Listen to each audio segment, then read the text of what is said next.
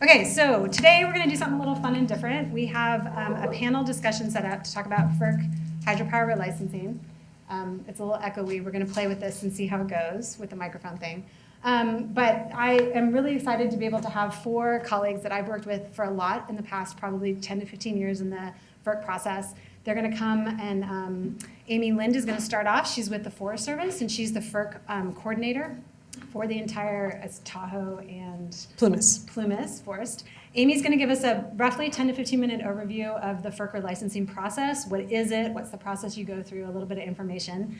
Then we'll kind of take a small break. I'm going to bring everybody else up. I'll introduce the other panelists that we have, and then we'll sit and have a discussion. I do have a set of questions that I can ask them for them to talk about, but we're sort of hoping you guys too will have questions and be engaged, and that's how we'll fill the rest of our time today. Okay? All right, thanks, Amy. All right, so thanks for the intro, Sarah. Let me know if there's any issues with the microphone. I don't use microphones very often. I usually just talk really loud.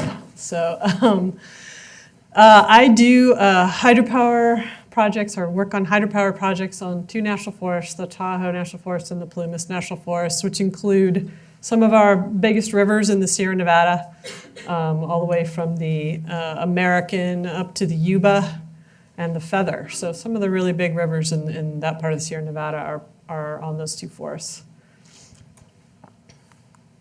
So I don't know how much background you have. I'm sure we can get into some questions after the presentation, but I was going to just kind of give you an intro to what is a hydropower license as issued by FERC, the Federal Energy Regulatory Commission.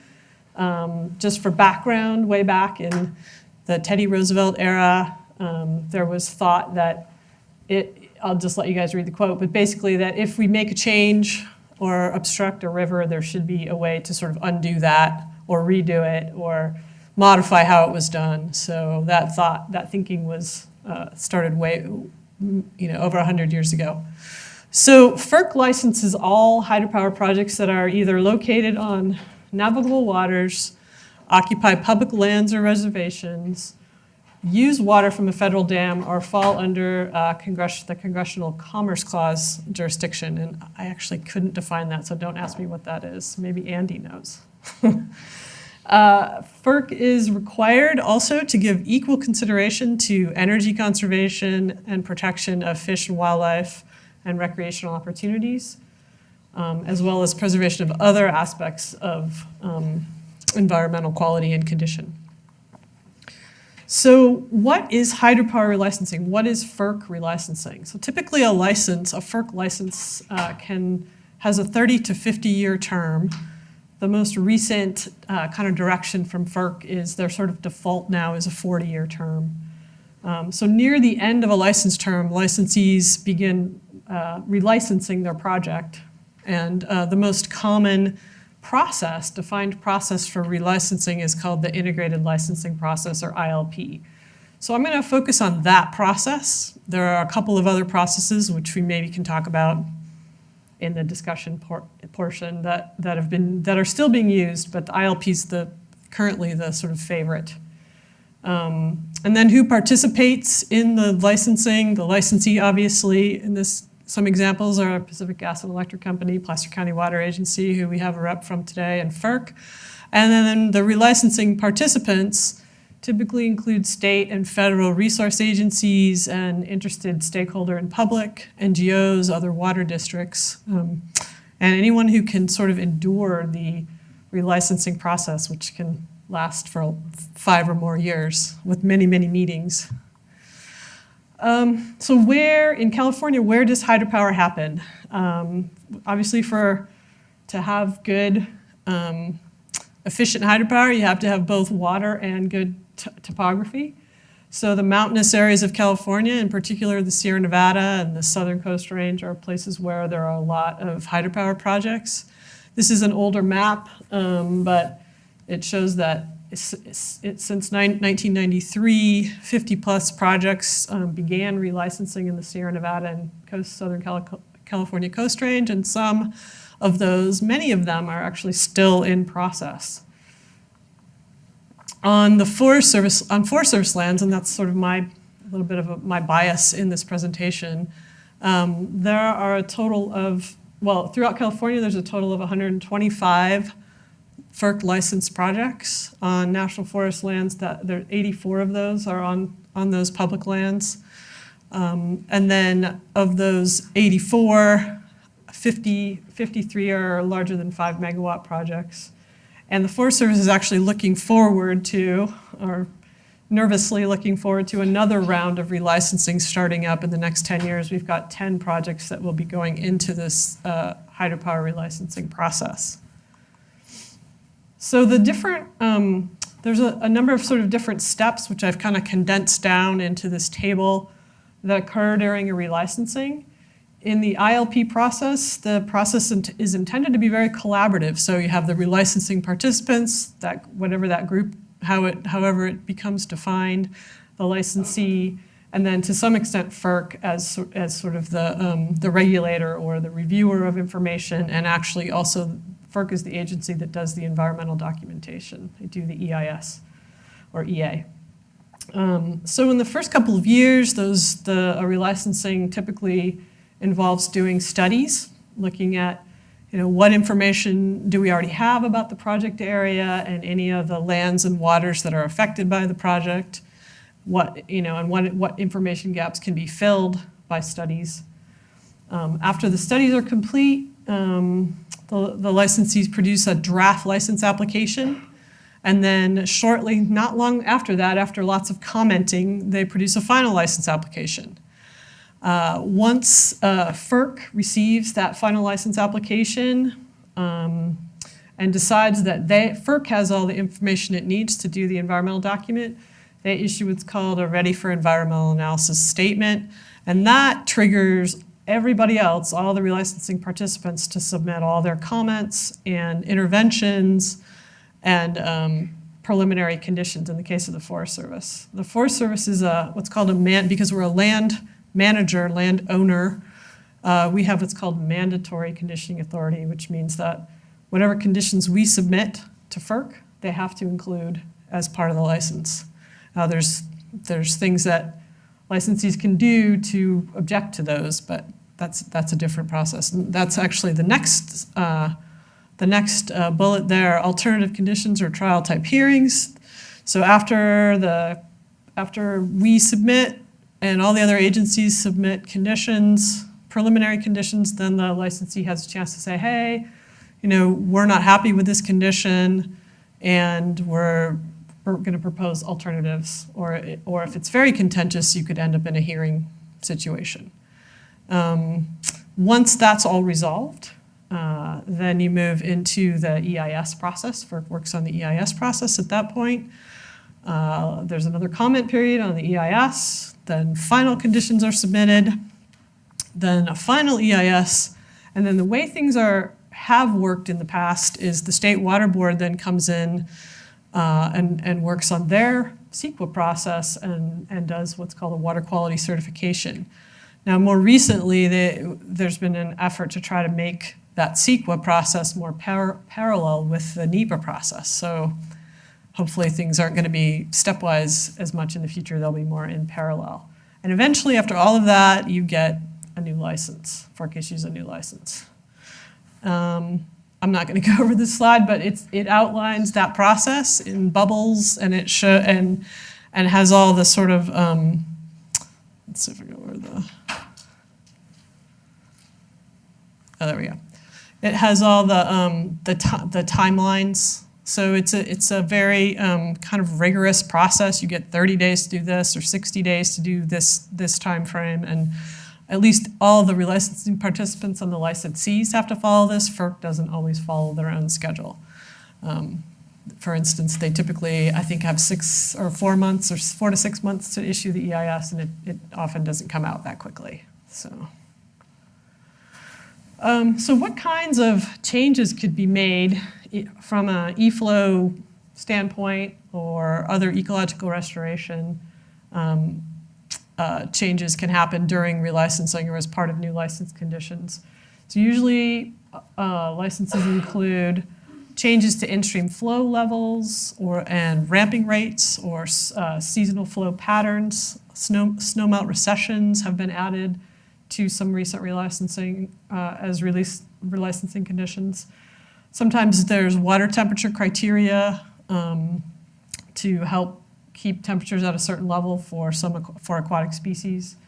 And then monitoring is another big element that typically occurs, is part of license conditions, so that you can actually write, you include these conditions, and then you have monitoring to help determine whether they're doing what you thought they were going to do. Overall, though, as a relicensing participant, and even as a mandatory conditioning entity, we are trying to balance the effects on and the benefits to power generation, water supply, the aquatic and riparian species, and recreation. Those are kind of the big ones that we're collectively looking at during relicensing. And then what we found in working on a number of these projects across California is that when the goals can be aligned or the objectives can be aligned amongst all the relicensing participants and the licensees, that you can actually make very positive changes in the stream flows and other aspects of these projects.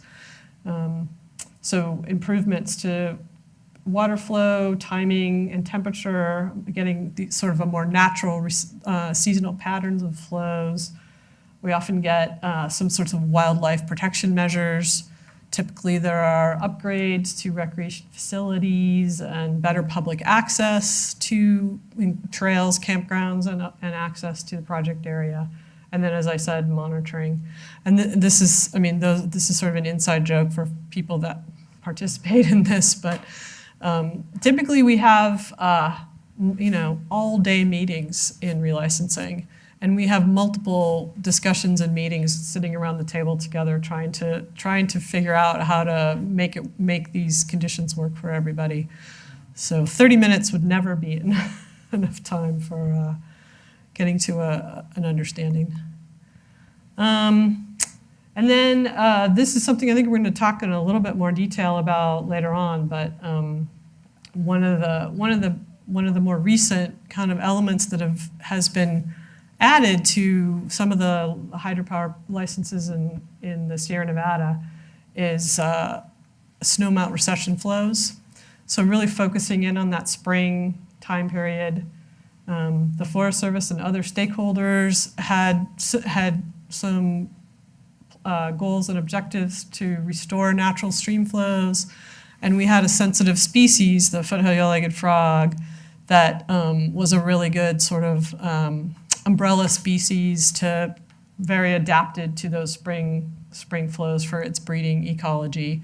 And so the combination of having kind of this natural flow regime goal and sort of a flagship species, I guess, or a species that we could focus on has really together helped us to work through and have get to a point where we could create flows that were more protective of the species, and also protected other species that were adapted to this snowmelt recession regime. So in addition to the frogs, we feel like the restoration of that snowmelt recession would benefit native fish and bugs and riparian, as well as whitewater recreationists who can use that descending hydrograph to get in the river and in their boats. And I think that is it for now on the background. So.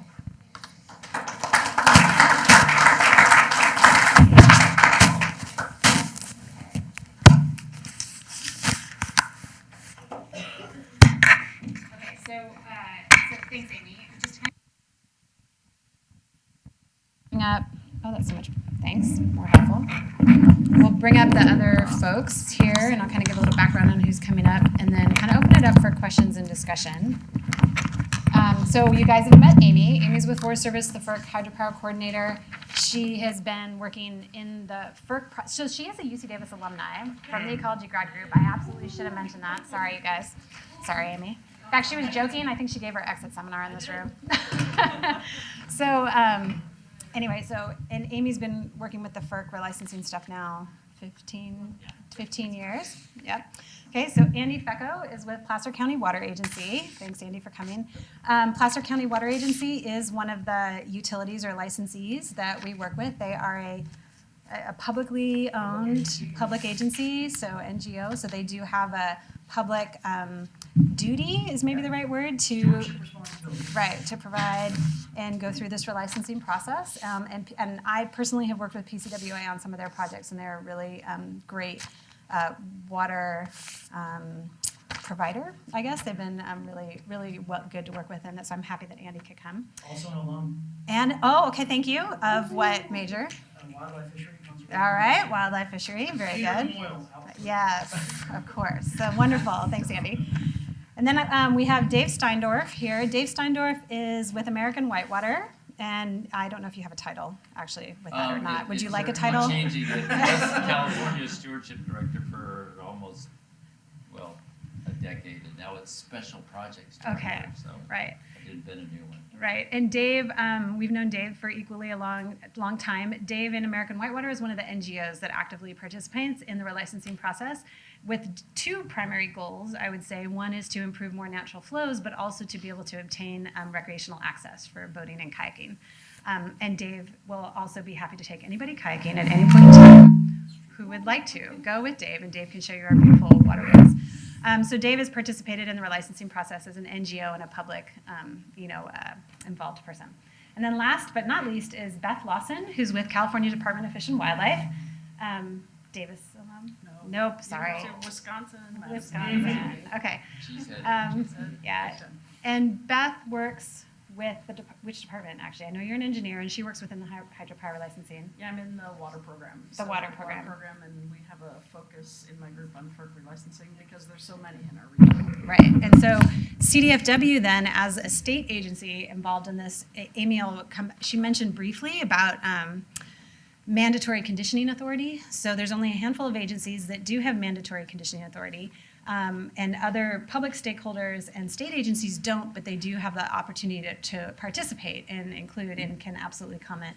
And so the nice thing is that all four of these folks, it's really great to have you guys here because their experience is huge. All four of these folks have been working in this arena for 10 plus years, have worked together on multiple projects, literally probably 5 to 8 projects together, and they all still like each other and talk to each other. So it's really great. So I'm very pleased. So I'm very pleased. Yeah. I know. You notice we put the two of them together, right? Dave and Andy. So so I'd like to open up the floor if anybody has any burning questions to start off with. Yeah. Amy mentioned at the beginning that part of the idea with this relicensing process is that if you have a hydroelectric plant, if you have anything obstructing like a river, to be able to undo that or change how it's done. I was just wondering, in terms of that, with that type of thinking, how does that apply to dams? Does that also apply to that, or is this just kind of for something that's I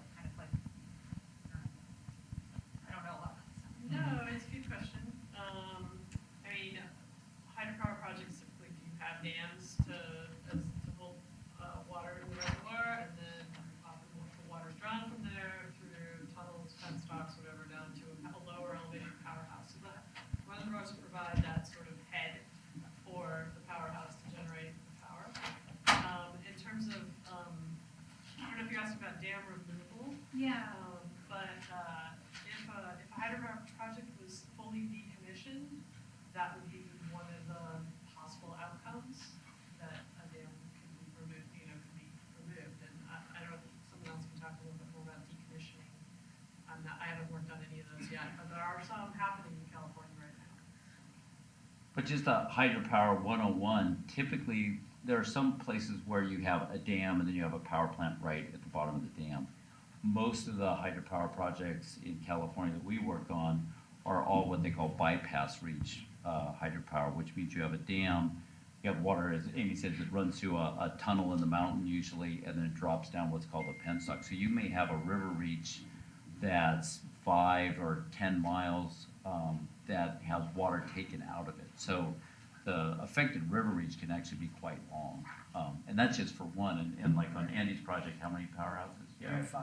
5, Right. right. We have one section that's 25 miles of that's really the core of all relicensing, especially in the Sierra Nevada mountains. Is you've got dams perched up high that collect snow melt and water, and powerhouses down low, and we have 4,000 feet of vertical head between our dam and our lowest powerhouse, right? And so really the discussions about the aquatic resources and riparian resources too, these licensing this year comes down to how much water are you storing when the snow's melting? How much water are you releasing when the snow is melting and after it quits melting? And what happens to the water at the bottom of the system, right? I mean, that's really how much do you run through a hydroelectric generator versus how much do you put down the stream? At its core, that's what most discussions in hydropower relicensing are about. And there's other stuff, there's all kinds of good stuff about recreation and stuff like that, but typically, the thing that costs utility money is every drop you take out of a hydropower generator and put down a river reach is just lost generation. You can't pay for your project because you haven't generated electricity. So that's really at its core what it comes down to. But when you talk about dam removal, the concept of dam removal, it's not just about whether there's a FERC license there. There's also all these other ancillary benefits that come along with it. There's recreation on the reservoir. There may be some nasty sediment stored behind a lot of the reservoirs. And then in a lot of cases, almost everywhere in California, that water is being used for other benefits. So take away all the dams in the state, and you don't have these big storage of water that we use to irrigate California and to run through all of our pipes through the rest of the summer. And so you can't separate FERC relicensing from all of the other ancillary benefits of that water too. This is just one piece of it. There are examples of licensees opting not to go through the relicensing process due to their perceived, not wanting to spend the money to meet the environmental requirements of either providing FIS passage in some capacity or just the project being obsolete in the modern era due to changing times of when the original dam was built. I feel like I think there's some good examples of that. Not a whole bunch, but some, yeah. Yeah, you're touching on like one of our favorite topics to talk about right now, because right at this moment, there's like a bunch of projects that PG&E is starting to pull the plug on. The one that we've started working on a lot is DeSable Centerville, and DeSable Centerville has one of the best natural runs of spring run in the state. And so. Salmon. Yeah. Spring run Chinook, what did I say? When you said Oh, spring. She Run, said okay. spring run, but Yeah. yeah, spring run salmon. Spring Yeah, Chinook salmon. yeah, So yeah. that one is one that there's a lot of interest in, because you take away that hydropower project in particular. On that one, there's the ancillary benefits of it. There are some, but PG&E is really the one that's running that project. And so there's other places where maybe it's easier to decommission, but when we get into this place where we start talking about decommissioning, it's not just, yay, the hydropower project goes away, now we can put all the water back in the stream. There's a lot of other things to figure out. And so Dave and I have spent a lot of time, and Andy could tell us a lot more about what's going on with the energy industry in California right now. And the influx of solar has just totally turned upside down what's going on with the energy infrastructure. And so you have a place where now you have negative pricing during parts of the day within the last couple of years. And so, This last spring, absolutely. yeah, and so everybody's trying to figure out how these run-of-the-river hydro projects fit into the infrastructure. I mean, if you have a big reservoir and you can peak, you can make a lot of money. But if you, Andy can tell us more about that. But we're dealing with that across the board right now. Yeah, the economics are really, the economics are a huge driver, right? So yeah, if you have a storage reservoir, you can run your plants on and off to follow load, you can do pretty well. If you have a run-of-the-river project, and there's a lot of the older projects in the state are run-of-the-river projects, it's difficult. You've got to run for a water supply, for fishery benefit. You must run, and you don't have a choice in it. And if you don't have a choice in it, then you're subject to poor economics. And that's why these people are, if the economics were good, they wouldn't be decommissioning. Yeah. They're decommissioning because the economics are bad, real bad. And so, anyway.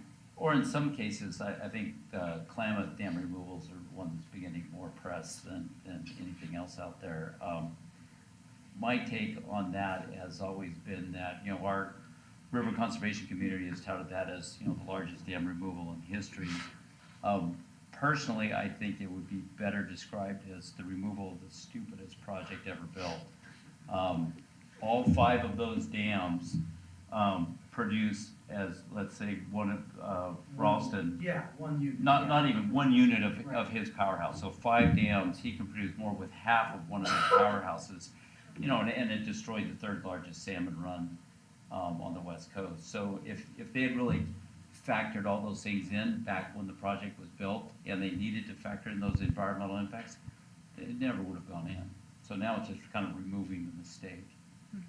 I guess, following this, kind of this talk about spring run or winter run, can you look across projects in these first FERC relicensing and say, well, if we remove this dam over here, we can get a lot more bang for our buck with restoring these fish flows, and kind of use it as an argument to bolster, keeping another one, or? It's tough because every entity's different, right? I mean, it's a little bit hard to horse trade among other public utilities and then throw PG&E in the mix. It's just a difficult process to do that. I suppose if it was internal PG&E stuff, you might have better success at it. But certainly, I wouldn't do anything on my project to help PG&E out, right? But it also doesn't work that way, because Right. every FERC license, so you have a FERC timeline, and every license is expiring at a certain time. And so, Andy, PCWA's license expired 5 years ago, 2013. yeah. And so you're on a relicensing timeline given when that particular project is going to retire or is going to expire. And so you just have to go based on what's coming up next in the FERC timeline. I would just throw back in another complication to that is even within one watershed. So not even among different utilities, but you can have Yuba Bears, perfect, right? Like, so there's multiple different relicensings that are happening just within the watershed from one to the other, where the inflows from one project, the outflows from one project are the inflows to the next project, and they're on different timelines. You know what I mean? So sometimes it's like even more, it'd be nice if it was like that. Yeah, But- do you see any place for more regional comprehensive planning? I know it's very difficult because each entity is, working for its own, I'll say clients and stuff like that, because they're supplying water to different entities, and everybody is kind of, looking at their bottom line somehow or another. But, could you ever see a way toward, more regional planning where there's more cost sharing, like say, hey, Placer County, you take out this project and you get a piece of cost sharing from PG&E's project?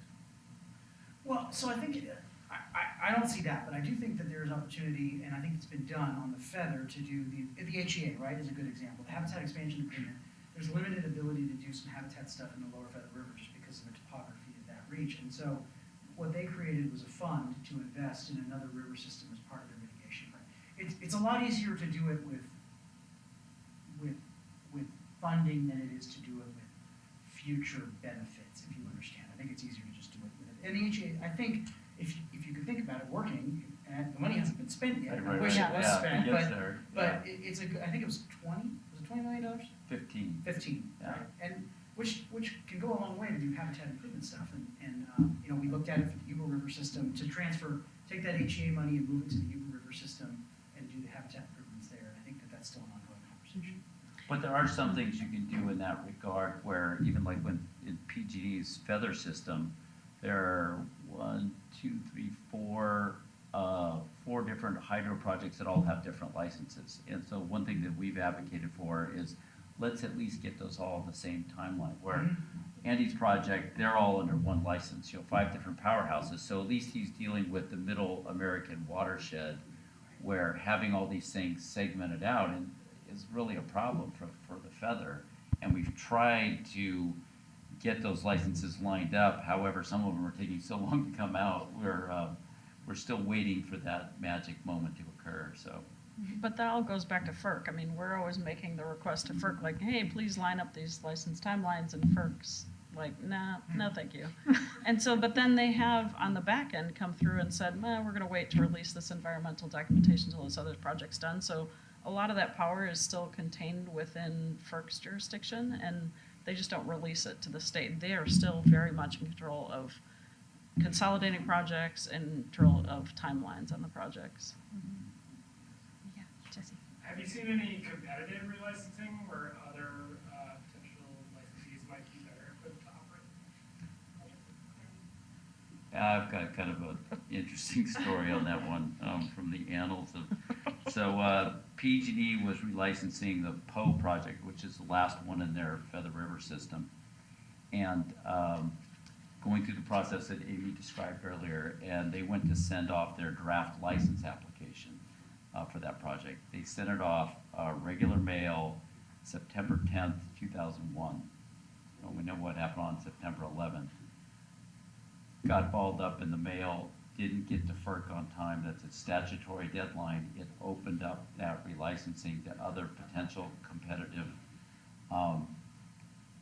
bunch of groups chimed in, and it was several years of dual relicensing. It was the weirdest thing ever. And finally, they reached an agreement where everybody else bowed out. But it was, yeah, it was an interesting concept having two. You know, suddenly you've kind of got this little competitive relicensing going on. But I've never seen it since. Yeah, I mean, FERC is really biased towards protecting the licensee, right? I mean, they're gonna try like hell to make sure you meet your timelines. Which because- makes sense, you Yeah, know, right, unless you're a really bad actor, which is not right.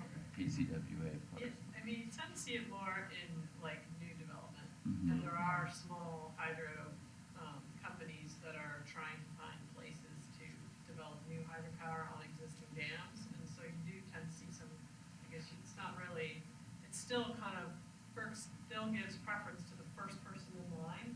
And you get like 3 years to see if you can make it work, and then it's open up again. So it's sort of competitive Right, in those it's like called a preliminary permit process of permitting projects. That's the only place I've really seen that competition. Okay. Oh, Sam, yeah. Any one of you can explain the different energy portfolios? And we are that light that is there. So it comes from thermal, nuclear, hydropower, solar, wind. How does that work in terms of the energy? What is the portfolio? Hydropower, where does it fit? Sarah's gonna- That'll be tomorrow's So, seminar. tomorrow's seminar, we're gonna do, yeah, so the energy market in California has changed dramatically. I will say that the current portfolio in California, let's just talk in-state, because imports is difficult to bring into this, but we're still about 40 to 45% natural gas fired in California. Even with some of the retirements of once-through cooling, which is, you know, pump seawater, you cool your unit, push it back out, and that was deemed to be not good, and so some of those were shut down, but we're still 40 to 45% natural gas fired. We're down to one nuke plant, right, at Diablo Canyon, DRC, and that's gonna go offline soon. Our average daily load in the summertime in California, all uses across all utilities, is probably in the 50,000 megawatt range. About 44,000 of that's controlled by the independent system operator, and about 6,000 of that is in places like SMUD, which is their own control area. But let's just call it 50,000. And so on any given day, you've got maybe, let's just call it half of that is still a carbon resource that's powering it. There's still some coal imports on that too. I would say that on any given day of that 50,000, you could get up to about 15,000 of renewables in the market, wind and solar together, plus some geothermal. Those units, by and large, are not schedulable units. You cannot choose to bring them in or kick them out. And so they are the bad actors in the energy marketplace every day. I mean, they're great in the sense that renewable resources and they produce non-carbon electricity, but they're really bad for grid stability. And so, you know, somebody said there's a wrench in the market, and the wrench is you get these resources coming on and off all day. You've got some units in the rest of the market that can respond. Nukes can't respond. The coal stuff can't respond. It's a baseload resource, right? The natural gas peakers can respond, and hydro units can respond, right? The ones that are dispatchable. And so that's really where I think that you know, the future of hydropower is not in baseload, but it's in demand response. It's backing renewables, and so, you know, as the state moves maybe towards 100% carbon-free energy, you know, there's a reason that only 60% of that 100% renewable, only 60% of it is renewable, and the other 40% is carbon-free, because you need resources like hydro and geothermal to an extent to back those renewable resources, otherwise the lights go out. And FERC will not, I mean, speaking of FERC, one thing they have an iron fist on is reliability. They will not let the lights go out if they can avoid it. Do you have any concern about increasing battery storage, especially as coming down as like a mandate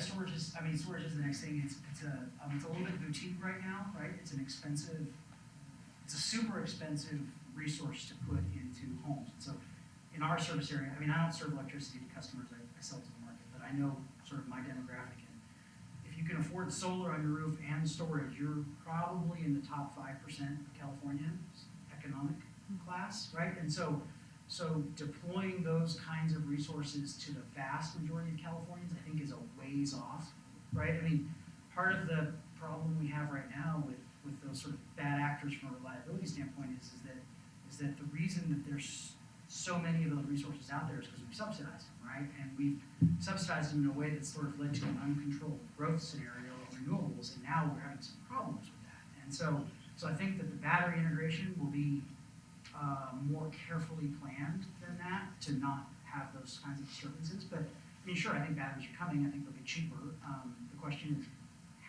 how soon and really how many of them are going to be out there given demographics. But also there's this whole thing about grid reliability and like balancing the Right. load on a daily basis. And so one of the problems that I see that's happening right now is like all of these people, all these hydro projects are starting to go offline because the ISO is not finding a way to monetize as quickly as they need to, the ability to peak the power plants. And it Yeah. seems like that's coming. I mean, it seems like the ISO is developing new energy products that will be hope monetizing so. that more. We hope so. I mean, I think it's a you know, I mean, not to get the electrical engineer on you, but solid state resources that rely on inverters, right? Batteries, solar, to some extent, wind.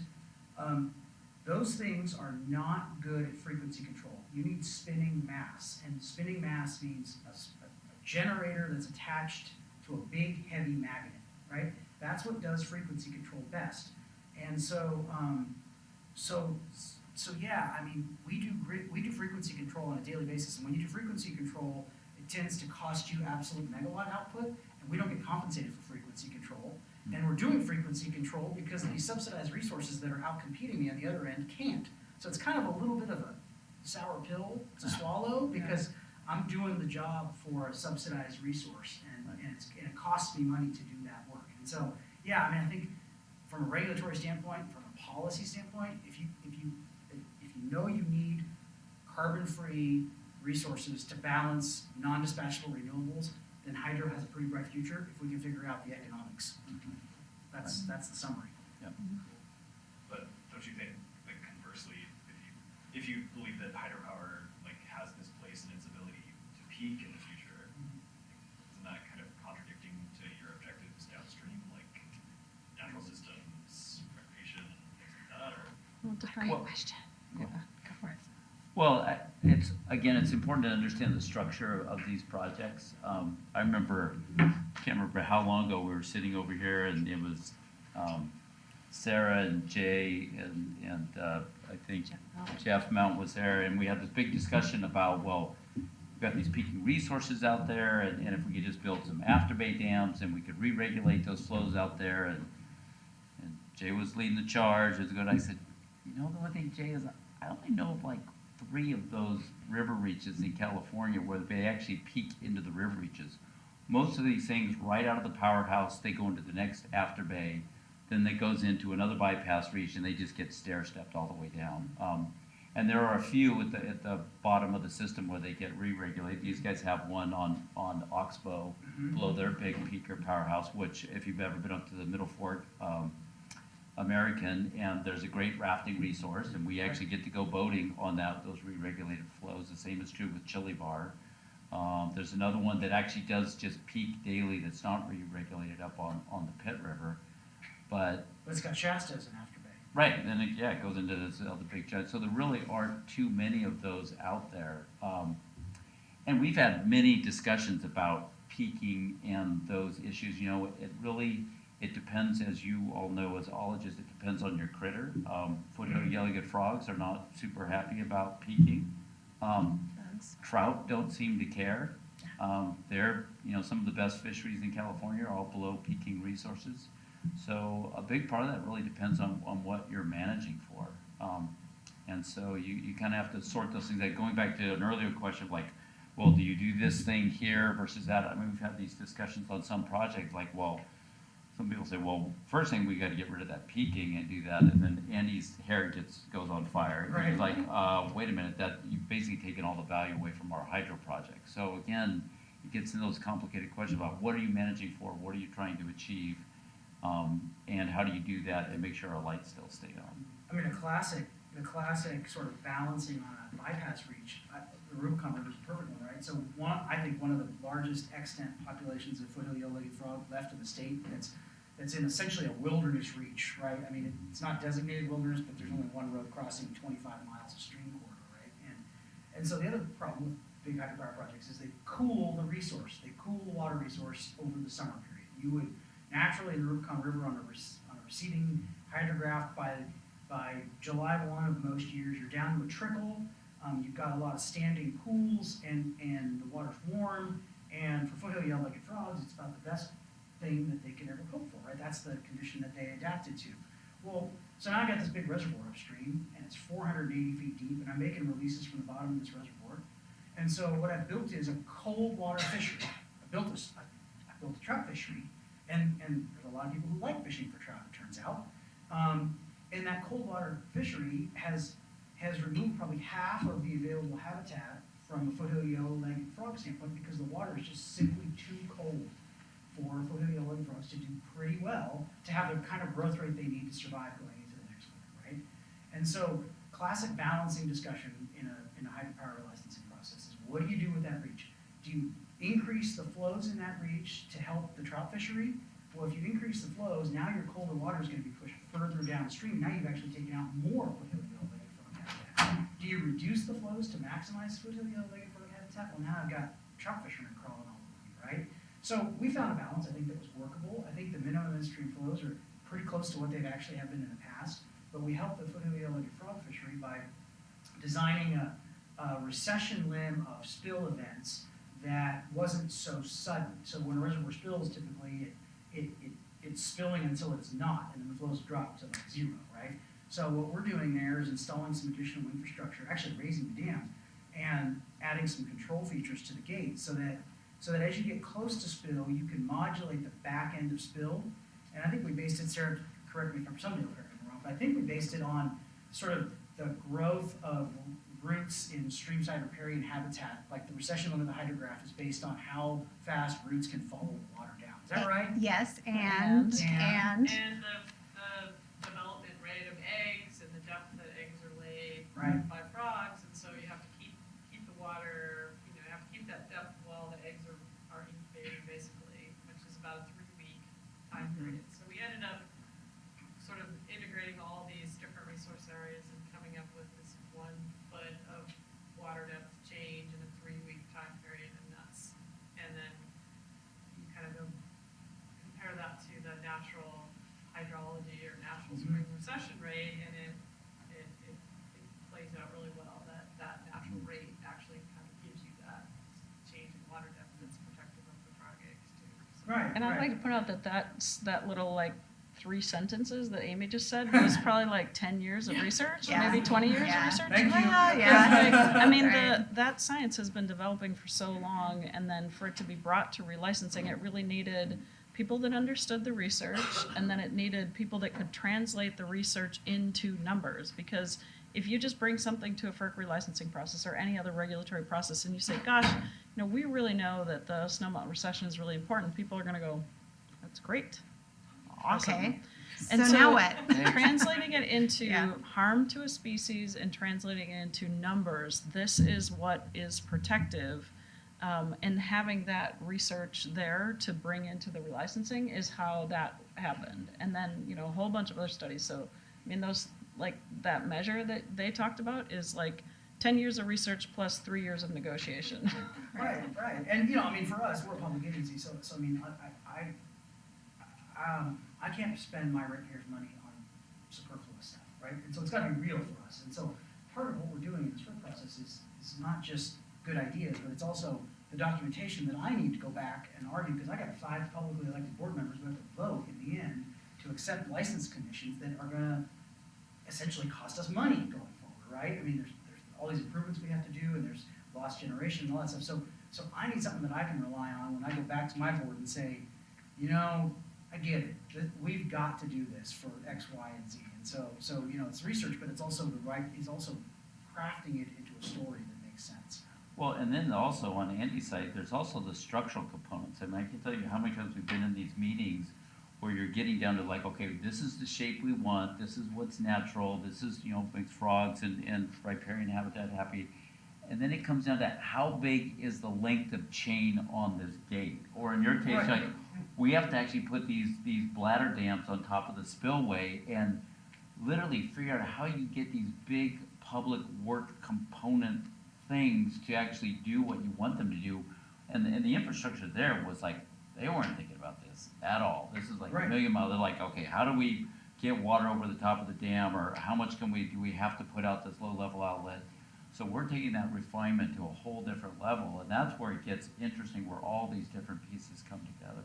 Right. And technology allows us to, I mean, you know, speaking of technology, you know, it's a boon to us, right? Because I mean, we've got, so I just saw a product that our hydrologist came up with that looks at some a number of high-tech instruments that the UC system, UC Merced, has put up in our watershed, along with some satellite data from NASA, and they've got, you know, stuff that we would dream about in relicensing. They know just from looking at the imagery, you know, down to probably 1,000 acre-feet, how much water is in snowpack, how much is going to infiltrate into groundwater, and how much is going to run off in reservoirs, right? And so when you have that kind of technology, it makes predicting snowmelt recession, gate operations, all those things, the kind of infrastructure you need, it makes all those things easier. And so in our world, you know, not only the science, but the technology on the back end really sort of, as an operator, makes our lives a little bit easier. We've got to operate for public safety, number one. You can't overtop dams. You've got to have good spillways that are in good condition.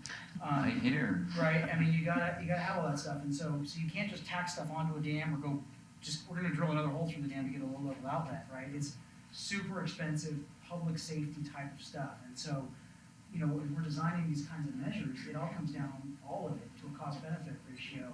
It's one thing to have a discussion about how much goes through a powerhouse versus how much goes through a bypass reach. That's sort of one discussion. And then the other discussion is, okay, if you want to put it down a bypass reach, what's it going to cost you to get it into that bypass reach? And that's where the balancing within our systems comes in. You asked about, you know, between systems. We're not in the system, you know. I mean, you might find the Rubicon's the most important foothill yellow-legged frog resource that you've got in your project, and you might want to spend a bunch of money on it.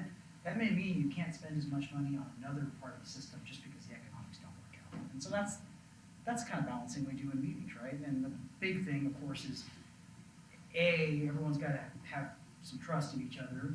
B, you've got to trust that the people doing the science work on your behalf are doing a good job, and that you share that science work in a collaborative way. I mean, what you don't want to end up with is having an argument about the science when you should be having a discussion about the kinds of measures that you want to see and their costs. But everyone should have at least a common baseline from a factual standpoint. It makes these things go a lot easier, and that's where, you know, I think the scientists in the room really help us out, because they sort of keep everybody honest on the science side. I've always said that once you have a data set you all agree on, there's still plenty to argue about. You know, without that, you're just lost. You're You're lost. just wandered in the wilderness, and, yeah. Well, and I think someone asked about the planning. I think at least what we're doing is, once we have the science and once we have some kind of rules of thumb or approaches, that at least the folks that are working on the next relicensing, we keep bringing that forward into those, so that everybody's kind of learning and getting informed, and we're trying to do the same thing in a bunch of different places. So just make a follow-up comment. That was one thing I was thinking of when you guys asked about regionalization, is there's not really a way within the process, but there is a way to do that with the people. So as you learn one thing, that group takes it to the next one, and they take it to the next one. And so that becomes an ad hoc, informal way to regionalize that actually is working. You're looking at 4 people who do that. So just a follow-up comment, yeah. I have something that I think builds really nice on this, and it gets to the fact that the relicensing is for 40 years. What kind of flexibility is there in those agreements to change operating procedures based on, you know, new information, new technology? Like, how does that work? How does that work? Good question. So, you know, it's interesting, when I first started doing this, I literally, like, somebody said, hey, go to this meeting, you know, and here I'm 20 years later, you know, what happened? I don't know. Yeah. Good choice, Dave. And, yeah. Clear pathway. It'll make you famous. Yeah. And all the buzz at that point was adaptive management. Like, oh, let's do this. And so I, you know, wet behind the ears, I didn't know any better. Let's do this adaptive management. And that was the first project I worked on, which was Rock Creek Crest up on the Feather. We had these 5-year flow periods, and then we were gonna have that flow, we're gonna do all this monitoring, we're gonna get the data back, and we're gonna look at it, and then we had a second 5-year, we're gonna make some adjustments, and the third one. This was my takeaway, and I think the takeaway from many of them, like, something on that, I mean, you can't figure anything out in 5 years. I mean, there's some things you can, right? But clearly delineating those things where you can get the information you need and then go through a decision-making process to figure out what you're gonna do next. Some of those things you can do, some of those things, that's what the 40-year license is for. You know, you really need to do adaptive management on that scale. The other big takeaway is, I feel strongly that you have to set those management thresholds before you go in. You say, okay, when we get to this threshold, we're gonna do X, Y, or Z. If not, you get into this, we'll know it when we see it, and you just start arguing about the data, and it's not a good. So I think selectively you can do those things if you're very clear on what your particular metrics and thresholds are. But you need to be selective, or you can chew up a lot of time and resources just kind of chasing your tail out there. And it has to be something like, we're going to try this gate operation and we hope to see this stage change. Something that's really tied to something you can measure. Because once you start tying any adaptive management to biology, then you've got this problem where you've got, you know, maybe you've got a 3-year life cycle on a species, and then you're overlaying it with a drought cycle and a drought and a wet, and then, you know, a huge pulse that resets all of the sediment in the river. And so you've got all of these overlapping things that there's, in, you know, 5-year tests, there's no chance that you can figure out anything that's happened with the biota and point back to exactly what was happening with the flows or whatever. And so, although we like the idea of adaptive management, we all would like to implement that. It's just there has to be like super defined triggers that say you have to meet X, Y, Z, and then we'll make these changes. And even that, then all of the people in the room, if you set it up 10, 15 years from now, okay, I'll still be working. But like the people in the room then have, Steindorf is true. But like the people in the room then have to know what you were talking about. It has to be super clear, and it's been hard to pull off. There's a couple of things where we've been able to get adaptive management put in.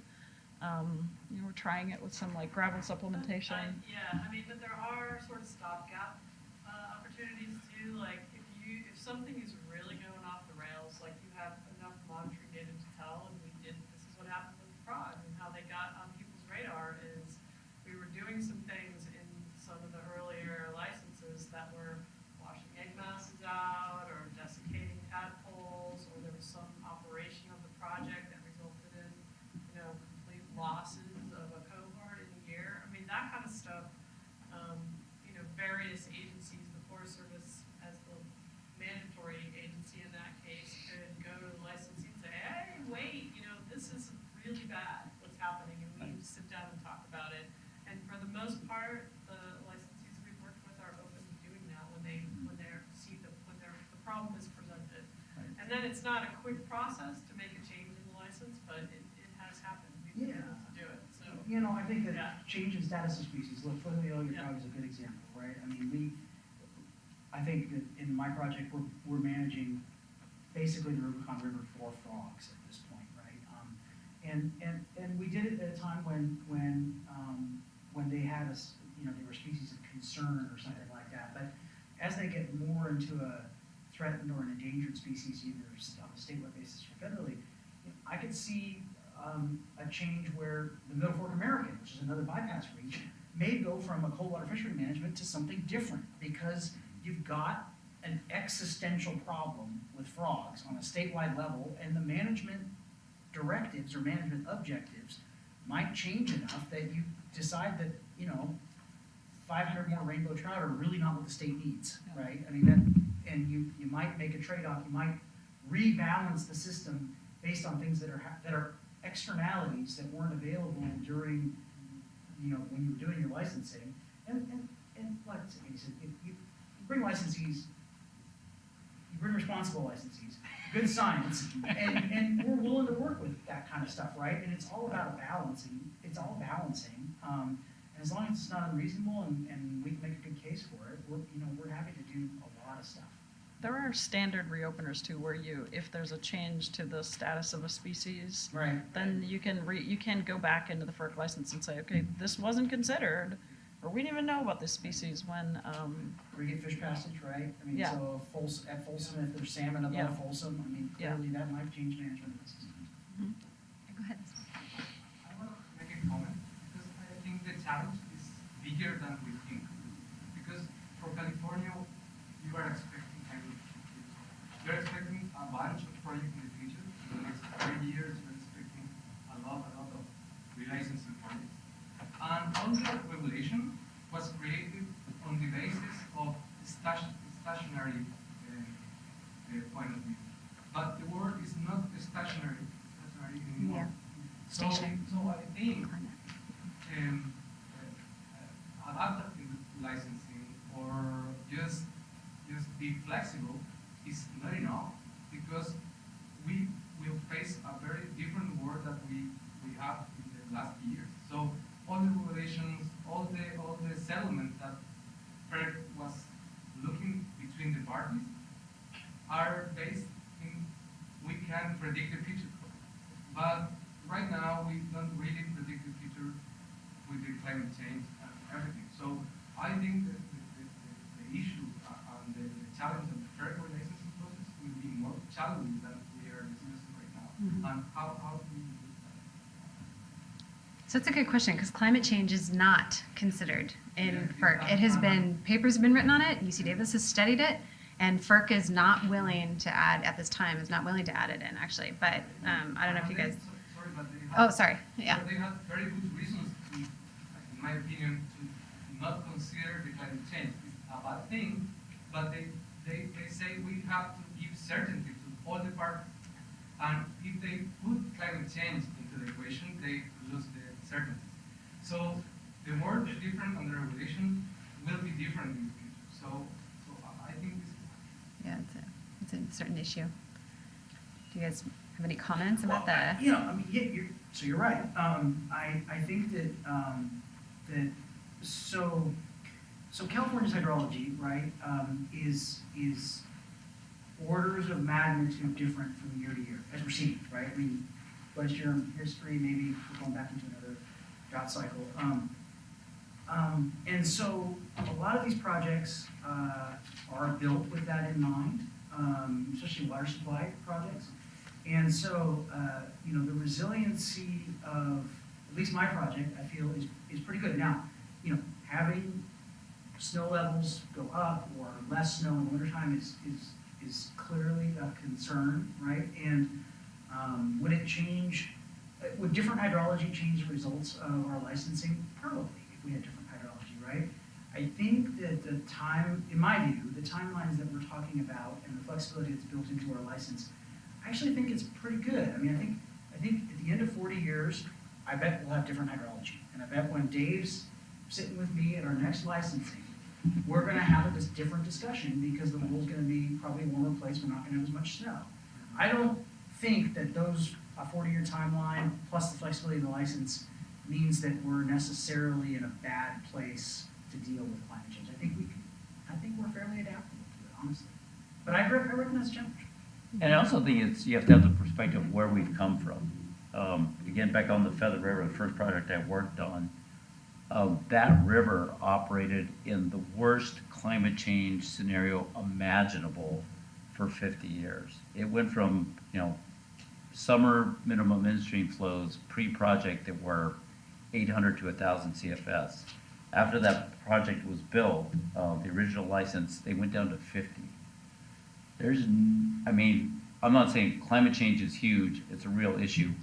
You couldn't do anything any worse than that. So the changes that we made now that the flows in there are about 600 CFS today as we sit here, that's an enormous change. The climate change resiliency that river's gonna have, just based upon what we put in that license, is huge. Going back, the challenge is gonna be when we get, where we have these other constraints, and maintaining those improvements going forward, maybe, Yeah, I much mean, as Andy like me, I'm not gonna be there, but I'm hoping we're able to keep that level of protection in there. but I mean, look, so FERC doesn't require climate change analysis. That doesn't mean it doesn't get done. I mean, from a risk standpoint, my agency does climate change analysis all the time on water supply conditions and on hydropower generation, right? And so in some ways, the agencies that are involved, just because FERC doesn't require it, should be thinking about it, right? So if you're a licensee and you're agreeing to license conditions that you don't think you'll be able to do because of your own climate change analysis, that's on you to figure out and to agree, can I make these minimum flows in the climate change future? Now, you can't predict all of it. Obviously, multi-year droughts happen with or without climate change in California. They have for the millennia just because of our position in the jet stream, frankly. And so we look back longer than just the period of record we're analyzing, and we try to do a risk analysis. We're not going to agree to something that we're not absolutely certain that we can make, because I am not going to be out of compliance with my license. So, But some we're of it's just also- responsibility. I mean, we also have water year types built into all the licenses. While they were originally built with 5 CFS across the board, we're building water year types that allow us to release more water in wet years and less water in the dry years. And so, say you're in a climate change, say you're 20 years from now, and your snow cycle and your water runoff looks a lot different, maybe they will be releasing their dry year flows a lot more, but they also, during the wetter times, they also have requirement to release more wet flows. And so we've been reticent to put a lot of changes in the FERC licenses because we are protecting the licensees by having lower flows in the drier years, and then protecting the wildlife by, in the bigger years, we not only have higher flow, but in a lot of cases, we're requiring more pulse flows and more channel maintenance flows and more closing of tunnels during those years, because when it is a wet year, maybe they can't even store any more water in their reservoirs. So in one of the projects, we recently required that in the wettest of years, they just stop diverting at their tunnel. And so we knew that their reservoir was already going to be spilling, so they have these diversion dams. We said, just stop diverting during the wettest years. There's no reason to pull water off of one river and then spill it over another dam. And so we negotiated a condition that allowed them to put that back in the river in the wettest of wet years. So we are trying to negotiate conditions that kind of protect on both ends, and that's one of the ways that we're addressing climate change without specifically saying this is a climate change measure. Yeah, people don't like that word. Did you have a follow-up? That's fine. A couple of days ago, I read a paper that's called "It's Too Big to Fail." So, Too big to fail, when, yeah. when you deal with this valuable infrastructure, it's an issue that is too big to fail in the future. So, who has, in terms of regulation, the responsibility to take care about this water management infrastructure? So, all the companies deal with climate change, that's for sure. It's the same case in Chile. The companies put in the calculation climate change, and they calculate, determine everything to run with less water or much water. But the thing is, when you are dealing with these changing conditions, with these extreme event scenarios, when you have conditions that you can't predict, your infrastructure is so valuable that it's too big to fail. That is the question. So my point is, who has the final responsibility in the regulation to take care about this system? Is enough the settlement between the stakeholders? Is the licensee that has to deal with this problem, or has to be part of the FERC relicensing process? Because we have give certainties to the society. Look, I think the infrastructure and public safety is absolutely, in the end, the responsibility of the licensee. And it's also the responsibility of the licensee to not agree to something that they can't do. And so it's not these guys that are on the hook for making minimum in-stream flows or pulse flow releases, right? It's me in the end. And so anything I agree to, it's on me. And so that's why, it's funny to me when you have the situation we're living right now with in Oroville, where there's this idea that somebody should come rescue Oroville. And I mean, it's prevalent. The town or the dam? Well, the dam, right? I mean, I've had to, we had a recalculation of the probable maximum flood at one of our facilities. And the result of the calculation, which is like a 1 in 10,000 year return interval event, okay, was that we had to tear out perfectly good functioning infrastructure and enlarge it by about 100%, so double the size of the infrastructure. For a 10,000 year return event, because they thought, well, maybe the dam could maybe over top. Well, if you look at a 10,000 year interval event, there is no city of Sacramento. There probably isn't the city of Davis anymore at that level, right? But the responsibility for my facility laid on me to go do that work. And it was tremendously expensive work to go do for an event that is really unlikely, far beyond what sort of average human capacity to deal with in a society is.